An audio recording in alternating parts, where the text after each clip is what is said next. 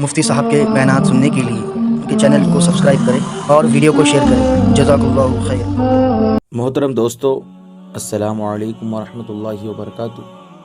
ہمارے YouTube channel مفتی اظہر قاسمی میں آپ کا خیر مقدم ہے۔ آج ہم جانتے ہیں رابعہ بصریہ رحمۃ اللہ علیہ کون تھی۔ رابعہ بصریہ اپنی والدین کی چوتھی بیٹی تھی، اسی لیے آپ کا نام رابعہ یعنی چوتھی رکھا گیا۔ وہ ایک انتہائی غریب لیکن معزز گھرانے میں پیدا ہوئی۔ رابعہ بصریہ کے والدین کی غربت کا اندازہ اس بات سے لگایا جا سکتا ہے کہ جس شب رابعہ بصریہ پیدا ہوئی، آپ کے والدین کے پاس چراغ جلانے کے لیے تیل تھا اور نہ آپ کو لپیٹنے کے لیے کوئی کپڑا۔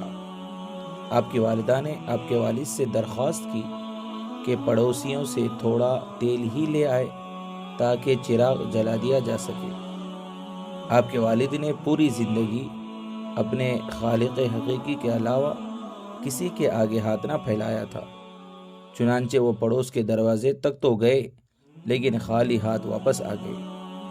کچھ عرصے بعد رابعہ بصریہ رات کو رابعہ بصریہ کے والد کو خواب میں حضور پاک صلی اللہ علیہ وسلم کی زیارت ہوئی اور آپ صلی اللہ علیہ وسلم نے رابعہ کے والد کو بشارت دی کہ تمہاری نو مولود بیٹی خدا کی برگزیدہ بندی بنے گی اور مسلمانوں کو صحیح راہ پر لے کر آئے گی۔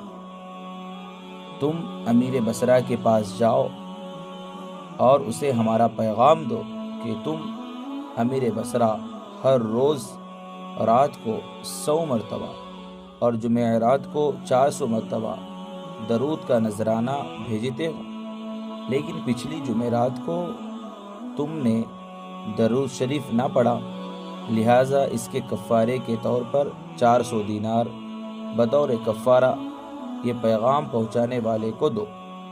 رابعہ بصریہ کے والد اٹھے اور امیر بصرہ کے پاس پہنچے۔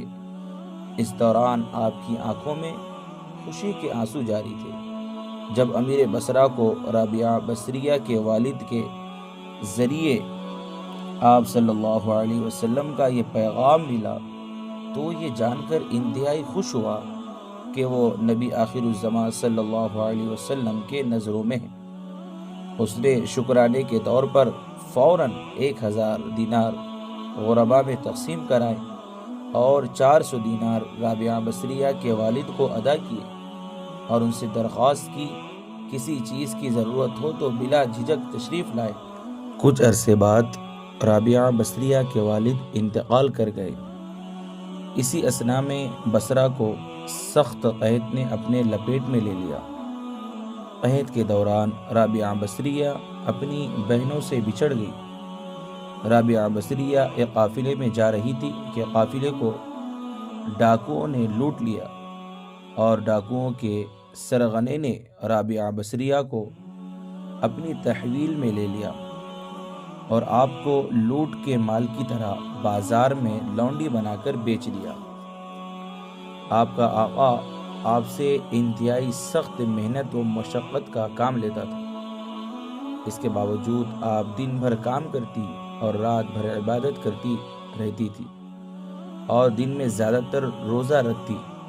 اتفاقاً ایک دفعہ رابعہ بصریہ کا آقا آدھی رات کو جاگ گیا اور کسی گریہ و زاری کی آواز سن کر دیکھنے چلا کہ رات کے اس پہر کون اس طرح گریہ و زاری کر رہا ہے۔ وہ یہ دیکھ کر حیران رہ گیا کہ رابعہ بصریہ اللہ کے حضور سر بسجود ہے اور نہایت عاجزی کے ساتھ کہہ رہی ہے، اے اللہ، تو میری مجبوریوں سے خوب واقف ہے، گھر کا کام کاج مجھے تیری طرف آنے سے روکتا ہے، تو مجھے اپنی عبادت کے لیے پکارتا ہے، مگر میں جب تک تیری بارگاہ حاضر ہوتی ہوں نمازوں کا وقت گزر جاتا ہے، اس لیے میری معذرت قبول فرما لے اور میرے گناہوں کو معاف کر دے۔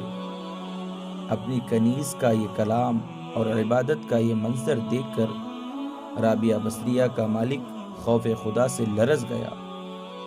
اس نے یہ فیصلہ کیا کہ ایسی اللہ والی کنیز سے خدمت کرنے کی بجائے بہتر یہ ہوگا کہ خود اس کی خدمت کی جائے۔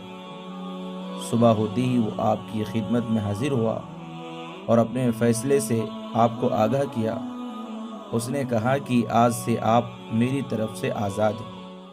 اگر آپ اسی گھر میں قیام کرے تو میری خوش نصیبی ہوگی، ورنہ آپ اپنی مرضی کی مالک ہیں۔ تاہم اگر آپ یہاں سے کوچ کر جانے کا فیصلہ کرتی ہے تو بس میری ایک درخواست ہے کہ میری طرف سے کی جانے والی تمام زیادتیوں کو اس ذات کے صدقے معاف کر دے جس کی آپ راتوں کو جاگ جاگ کر عبادت کرتی ہے۔ رابعہ بصریہ بڑی اللہ والی تھی۔ وہ اللہ سے محبت کرتی اور اللہ ان سے محبت کرتے تھے۔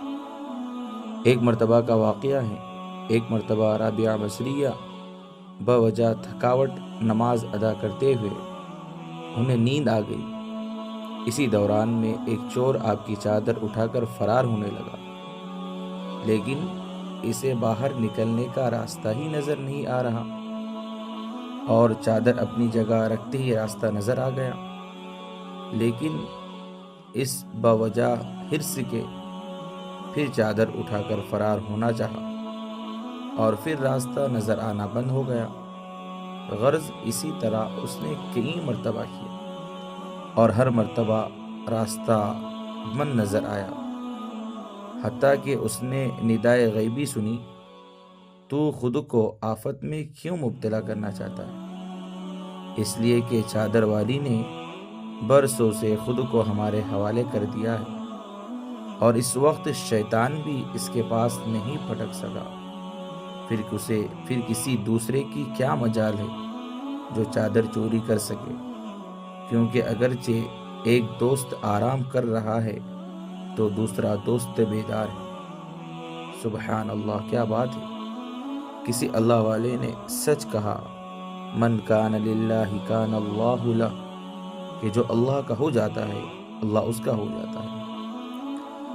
محترم دوستو، ہم نے کبھی اپنے آپ کو اللہ کا بنایا ہی نہیں، صرف ہم نے اپنے آپ کو غیروں کا بنایا ہے۔ یہی وجہ ہے کہ آج ہم پریشان ہیں۔ اللہ سے دعا کرے کہ اللہ ہم تمام کو اپنی حقیقی محبت عطا فرمائے۔